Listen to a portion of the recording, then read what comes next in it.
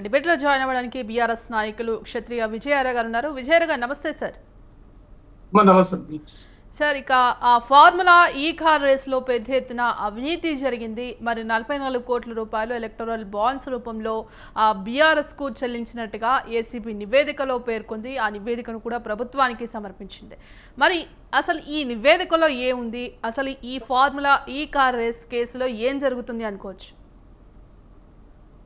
Bonds, electoral bonds అనేటి as per the చట్టం ప్రకారంగా అన్ని పార్టీలకు వారి వారి అభిమానులు ప్రజలు ఇచ్చే వెసులుబాటు రాజ్యాంగమే ఇచ్చిందండి. అయితే ఈ పని ఇచ్చినందుకే ఎలక్టోరల్ బాండ్స్ ఇవ్వబడ్డదాన్ని ఎక్కడన్నా ప్రూవ్ చేయగలుగుతారా? చేయలేరు, అది అసాధ్యం. అయితే ఏంటంటే అసలు నిజంగా కూడా రాష్ట్రానికి అపకీర్తి తెచ్చినందుకు గాను, రాష్ట్రానికి డబ్బు పరంగా ఆదాయాన్ని మరి రాకుండా చేసినందుకు గాను నిజంగా కూడా ఈ కేసును రేవంత్ రెడ్డి గారి మీద ఎఫ్ఐఆర్ బుక్ చేయాలి వాస్తవంగా. ఎందుకనంటే ఒక ప్రభుత్వము ఒక అంతర్జాతీయ కంపెనీతోటి ఒప్పందం చేసుకున్న క్రమంలో ఖచ్చితంగా దాన్ని శిరసావహించాల్సిన అవసరం ఉంటుంది ఏ ప్రభుత్వానికైనా కూడా.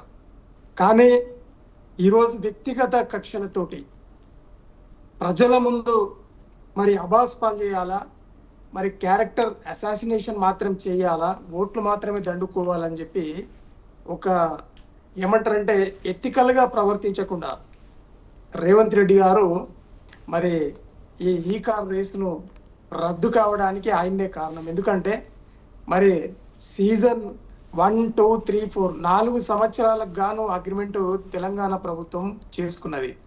ఆ అగ్రిమెంట్ను మరి ఒక ప్రభుత్వం చట్టబద్ధంగా చేసుకున్నటువంటి అగ్రిమెంట్ను మరి రేవంత్ రెడ్డి గారికి దాన్ని క్యాన్సల్ చేయాల్సిన అవసరం ఏమొచ్చింది అని చెప్పి మేము బీఆర్ఎస్ పార్టీ తరఫున ప్రశ్నిస్తూ ఉన్నాం. అట్లనే ఈరోజు ఈ కేసులు ఏవైనా కూడా కాళేశ్వరం కేసు కావచ్చు, విద్యుత్ శాఖలో జరిగిన దాని గురించి కావచ్చు, లేకపోతే ఇప్పుడు ఈ కార్ రేస్ కావచ్చు, లేదు ఫోన్ ట్యాపింగ్ కేసు కావచ్చు, ఇవన్నీ కూడా కక్షపూరితంగా ప్రతీకారేచ్ఛతోటి బీఆర్ఎస్ పార్టీ మీద, కేసీఆర్ గారి మీద, కేసీఆర్ గారి కుటుంబ సభ్యులైన కేటీఆర్ గారి మీద, కవిత గారి మీద, హరీష్ రావు గారి మీద, అలాగే మా మంత్రుల మీద, ఎమ్మెల్యేల మీద, ఎంపీల మీద కావాలని చెప్పి కక్ష సాధింపు చర్యల్లో భాగంగానే ఇవన్నీ చేస్తూ ఉన్నారు.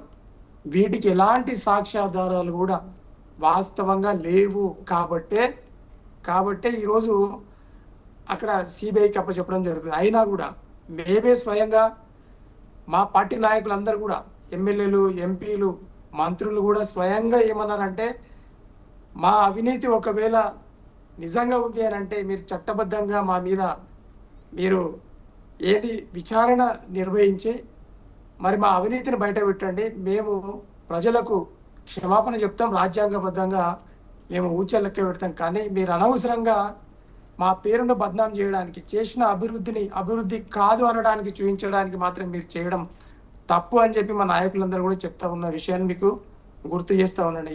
ఇకపోతే మరి కాంగ్రెస్ అంటే మనకు స్వాతంత్రం వచ్చిన నా నుండి మరి వాళ్ళు పరిపాలించిన ఆయా రాష్ట్రాలలో, దేశంలో కూడా ఎన్ని స్కాములు బయటపడ్డాయి, ఎన్ని స్కాములు నిరూపణ అయినాయి, ఇవన్నీ కూడా వాళ్ళు తెలుసుకోవాల్సిన అవసరం ఉందండి. ఈరోజు బోఫోర్స్ కుంభకోణము మనుషులే చచ్చిపోయినారు కానీ బోఫోర్స్ కుంభకోణం తేలలేదు. ఇది తెలుసుకోవాల్సిన అవసరం ఉంది. ఈరోజు ప్రపంచంలోనే మొత్తం ఏ దేశం కూడా చేయనటువంటి కుంభకోణం బోఫోర్స్ కుంభకోణం, ఏ దేశం కూడా. మరి అలాంటి పెద్ద కుంభకోణాన్నే మరి పట్టుకోలేకపోయింది ప్రభుత్వం. అంటే ఈరోజు మేము చేయని తప్పుకు చేసిండ్రు అని చెప్పి ప్రజల దగ్గర ఏ సాక్ష్యాధారాలు లేకుండా మా మీద అపవాదులు, ఆరోపణలు చేస్తూ ఉన్నారు. ఈ విధంగా రాజ్యాంగబద్ధమైనటువంటి వ్యవస్థలన్నింటినీ కూడా నిర్వీర్యం చేస్తూ, ప్రజాస్వామ్య స్వేచ్ఛ లేకుండా కుట్రపూరితంగా, కక్షపూరితంగా, పగ సాధింపులో భాగంగా ప్రతీకారేచ్ఛతోటి మా మీద కేసులు బనాయించి ప్రజల మనసులలో వీళ్ళు తప్పు చేశారు చూడండి అని చెప్పేసి ఒక భావన పోవాలనే ఉద్దేశంతో మరి కక్షపూరితంగా రేవంత్ రెడ్డి గారు చేస్తున్న ఈ కుట్రలకు, కుతంత్రాలకు మేము లొంగేది లేదు. మేము రాజ్యాంగబద్ధంగానే చట్టబద్ధంగానే దీన్ని ఎదుర్కొంటాం. ప్రజాబలంతో మేము తిప్పి కొడతామండి.